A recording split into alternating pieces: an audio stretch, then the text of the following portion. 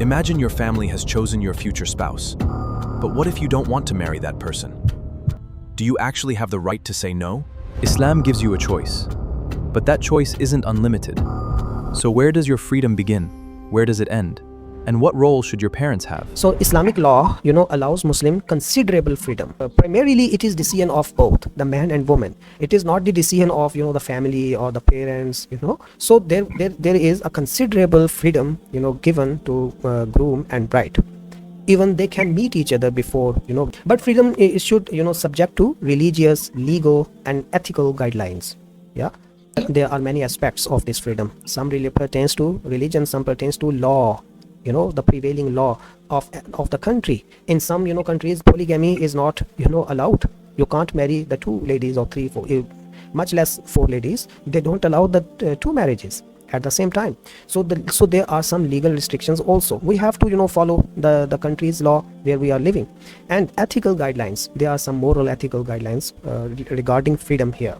But I'm quoting here the Hanafi and Jafri schools, but there is no considerable difference between two mazhab regarding this mas'ala.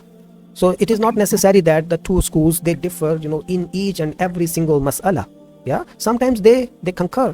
So they both highlight the importance of suitability. So the compatibility of the groom and bride. So in faith and moral character also. The first thing that signals that showcase the freedom is the consent of both parties. Marriage is a contract, so it cannot be established without offer and acceptance, ijab and kubul. And what is offer and acceptance? Offer and acceptance, in a nutshell, it is giving your consent, giving your willingness to this marriage. That is the marriage. That is the ijab and kubul. So it shows the choice. It shows the freedom to choose our partner. So if someone offer you, he propose you have the freedom to reject him, refuse it. Even if the minor girl, she was married off by his father in her childhood, and the moment she reach the puberty, the first menstruation, she will be given the option, the freedom to refuse to break that marriage. She can break it even though it is established, but she is given this option. Is called khiyarul bulugh.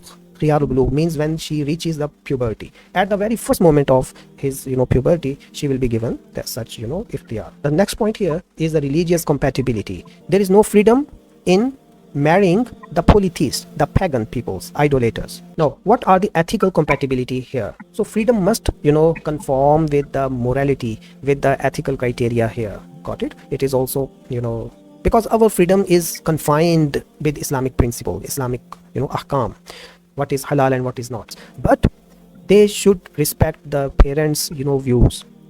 If their parents disagree regarding any marriage, so we should consider it.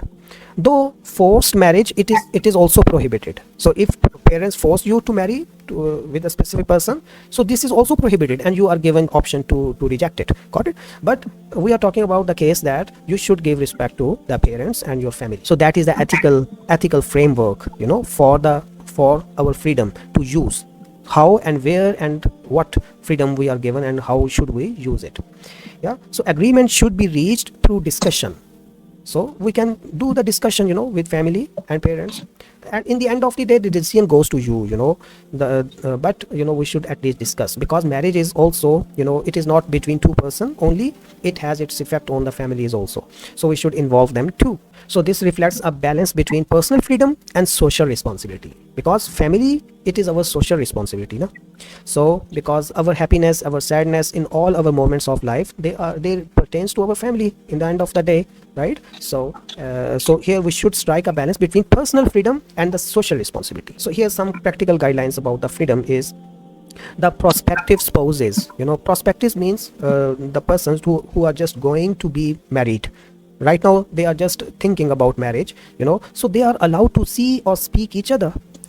They can meet, even though in normal condition they can't see and speak, but now they can see and speak, so that they can assess the compatibility. Because it is lifelong decision. So it has effects on remains lifelong. So we have to assess. We should be given a chance to see the compatibility. Even Prophet Muhammad, peace be upon him, encouraged this to ensure informed decision. We should involve people, the concerning people, and discuss, making while maintaining modesty, and also modesty. There should be modesty in practicing this thing, no? To see and speak before marriage, there should be modesty. Culture and legal variations. So the degree of freedom can vary, depending on local customs and national laws, and interpretation of Sharia. So in some countries, it is restricted. The polygamy, it is restricted. So we have no choice but to accept it. Yeah. So while others allow it under regulated conditions. Even in Muslim countries, we don't allow the polygamy only when it is assessed that the man, he can raise his bar to the justice. He can maintain the justice between the 2 or 3 wives. Then it is allowed for him. Even it is also it is limited. Got it? So there is permission, there is freedom, but limited, confined. In conclusion, you will say, the Muslim enjoy considerable freedom regarding, the choosing marital partners, but this freedom is guided by Sharia principles and religious compatibility. There must be some compatibility and moral character and family consideration also. So the balance between individual choice and social responsibility ensure marriage are both voluntary and ethically appropriate, reflecting the holistic nature of Islamic law. Islam gives you a voice in choosing your spouse, but that freedom comes with responsibility. Subscribe to Scholarly for clear, evidence-based Islamic studies.